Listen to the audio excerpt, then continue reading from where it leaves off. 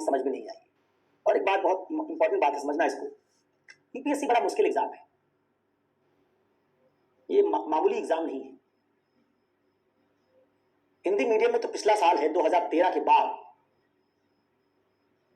2013 के बाद पिछले साल पहली बार कोई अंडर 20 में आया है। 2013 में निशान जैन आया था, फिलॉसफी मेरा स्टूडेंट था, हालांकि तब विषय 2 हुआ करते थे, उसने कोचिंग की थी, बाद में एक रह गया था। हिंदी साहित्य से उसने क्रैक किया, फिर बाद में 13वीं रैंक थी उसकी। मेरे यहाँ निबंध पढ़ा था और फिलॉसफी पढ़ा था, फिलॉसफी छोड़ दिया था बाद में। और फिर रवि सिहाग का आया। 10 साल में या 9 साल में 2 ही लोग हिंदी मीडियम में अंडर 20 आए। ओलंपिक में गोल्ड मेडल जीतना ज्यादा आसान है, यूपीएससी में अंडर 20 आना हिंदी मीडियम के लिए ज्यादा मुश्किल है। अब इतनी मुश्किल पढ़ाई है और तुम सोचते हो कि ये तो मजाक में हो जाएगी, तो फिर जरा इस पर गौर करो। भारत के लिए ओलंपिक में गोल्ड मेडल लाना ज्यादा आसान रहा है, ज्यादा गोल्ड मेडल आ गए उससे जितने विद्यार्थियों ने यूपीएससी में अंडर 20 रैंक लाई हिंदी माध्यम से। इसलिए इस पढ़ाई को गंभीरता से तो लेना होगा। ये डराना नहीं है, ये डेटा है, डेटा फैक्चुअल होता है। अब यथार्थ को तुम सुनना नहीं चाह रहे तो उससे क्या, ये मेरा बनाया डेटा थोड़े है, ये मैंने नहीं बनाया है कि 2 लोग अंडर 20 में आएंगे, ये रियलिटी है, मैं रियलिटी बता रहा हूं। इस हकीकत को तुम टेस्ट कर लो, चेक कर लो। मैं यथार्थ बदल थोड़ी सकता हूं, मैं भगवान तो नहीं, मैं जो चाहूं बदल दूंगा। मैं तुमको बता सकता हूं कि हुआ क्या है, और ये उसके बावजूद हुआ है कि हिंदी माध्यम में 2013 के बाद से सबसे ज्यादा कोचिंग खुली है। सबसे ज्यादा लोगों ने 2013 के बाद से ही कोचिंग करना शुरू किया, और 2013 के बाद से जब से कोचिंग बढ़ी तब से रिजल्ट हिंदी माध्यम का घट गया। 2013 के पहले हिंदी माध्यम में बहुत लोग सिलेक्ट होते थे, 2013 में खूब कोचिंग बननी शुरू हुई, सिलेबस बदला और रिजल्ट खत्म होता चला गया। इसका मतलब कोचिंग से भी यूपीएससी का सीधा संबंध नहीं है। जब से कोचिंग ज्यादा लोग कर रहे हैं तब से सिलेक्ट कम लोग हो रहे हैं।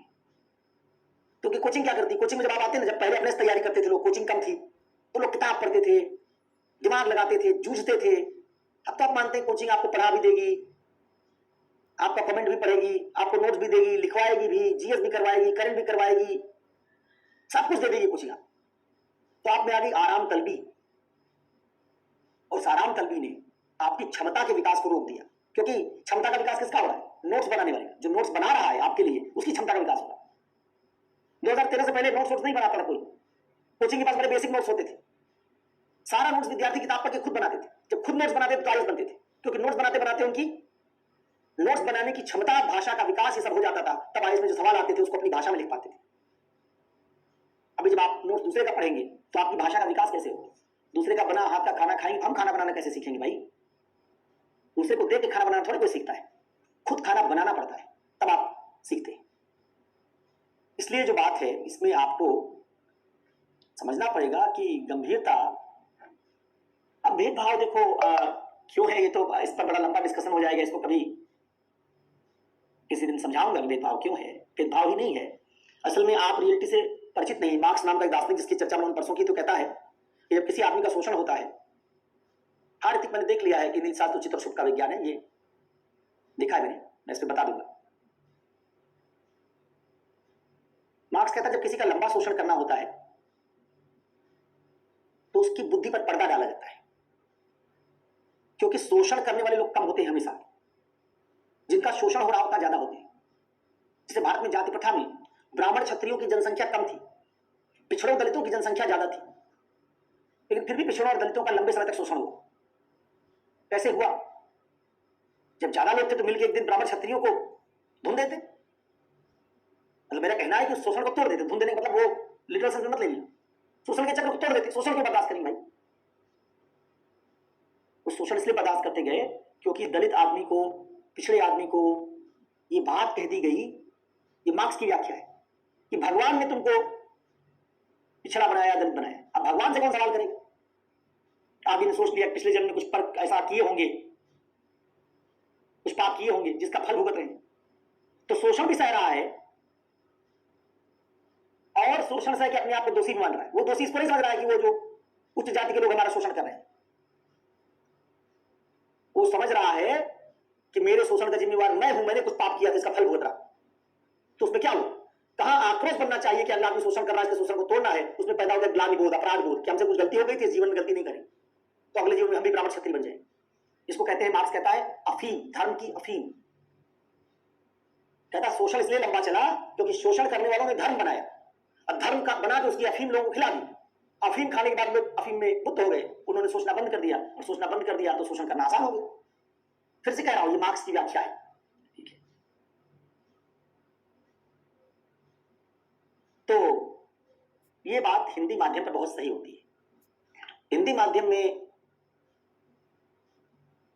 लोगों ने विद्यार्थियों को रोचकता की अफीम खिलाई, नोट्स की अफीम खिलाई। ये नहीं कहा ईमानदारी से कि तुमको नोट्स बनाना पड़ेगा, ये नहीं कहा प्रीवियस ईयर का क्वेश्चन सॉल्व करो। हिंदी माध्यम की ज्यादातर क्लास चुटकुले, कहानी, किस्सा गोई, यूपीएससी के सिलेबस से दूर दूर तक उसका लिंक नहीं, पेपर के सवालों की चर्चा नहीं, इस तरीके से चलती है। 1 साल चलती है इंग्लिश मीडियम की कोचिंग दिल्ली में, और 2 सवा 2 साल चलती है हिंदी मीडियम की कोचिंग।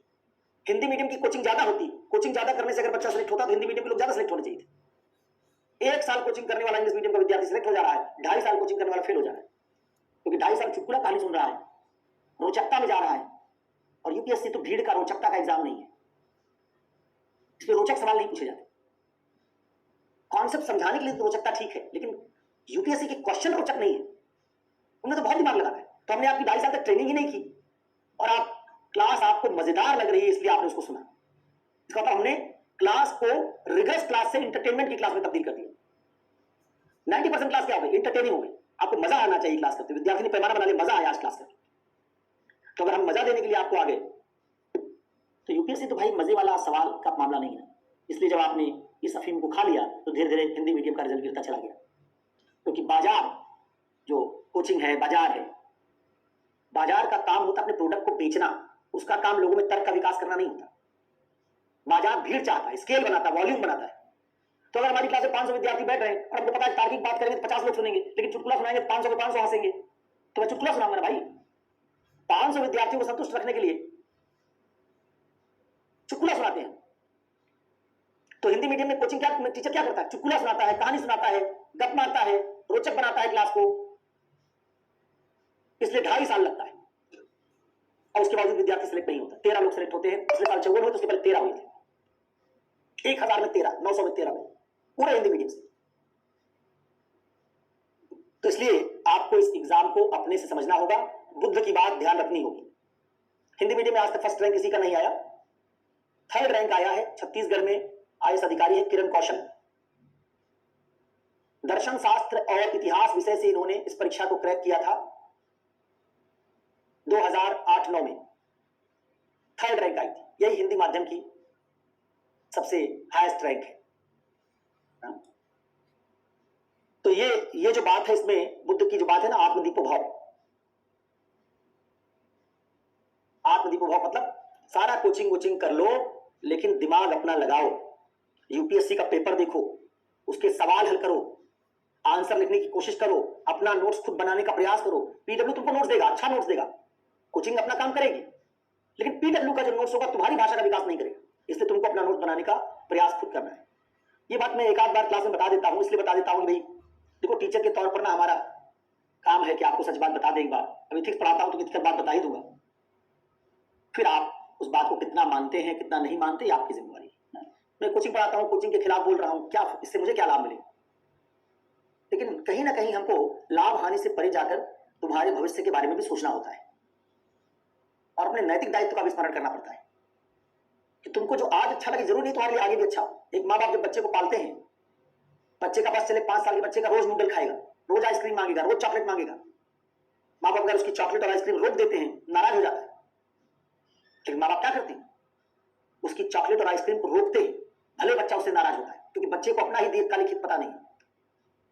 ठीक वैसे तुम सब बच्चे हो, तुमको अभी यूपीएससी के रिगर का, उसकी कठिनाई का, उसके एग्जाम में कंपटीशन के लेवल का कई बार पता नहीं होता। तो टीचर के तौर पर हमारा काम माँ बाप जैसा भी होता है, तुम्हारी आंख खोलना, तुमको रियलिटी बताना, तुमको समझाना कि केवल कोचिंग के भरोसे मत रहो, अपना हाथ पैर मारो, कॉन्सेप्ट समझने की कोशिश करो, एनालिसिस करने की कोशिश करो, ये बात सब करने की कोशिश करो, इससे आप आईएएस बनोगे। ठीक है, हाँ बिल्कुल क्लास लो भाई, क्यों क्लास नहीं